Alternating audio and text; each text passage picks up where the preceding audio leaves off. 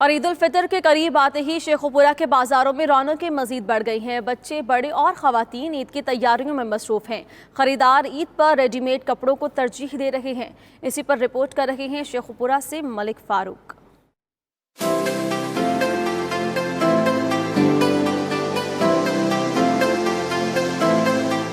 शेखुपुरा के बाजारों में ईद की खरीदारी उरूज पर है। बच्चे, खवातीन और मर्द सभी ईद की खरीदारी में मगन हैं। कहीं खूबसूरत ज्वेलरी मरकज निगाह है तो कहीं कौसो कज़ा के रंगों जैसी मुख्तलिफ चूड़ियाँ खवातीन की तवज्जो का मरकज बनी हुई हैं। दर्जियों के नखरों से तंग खरीदारों ने रेडीमेड मलबूसात की दुकानों का रुख कर लिया है। लोग अनसिले लेने के बजाय रेडीमेड कपड़े ले लेते हैं, टाइम भी बच जाता है और चीज़ अच्छी मिल जाती है। गारमेंट्स की दुकानों पर रेडीमेड कपड़ों की नई वैरायटी और नित नए डिजाइन के कपड़े दस्तयाब हैं। दूसरे लें तो उतना ही रेट आ जाता है, लेकिन ये रेडीमेड अच्छे लगते हैं। नए रंग और डिजाइन वाले कपड़े खरीदारों की तवज्जो का मरकज बने हुए हैं। कैमरामैन तालिब हुसैन के साथ फारूक मलिक, 92 न्यूज़, शेखुपुरा।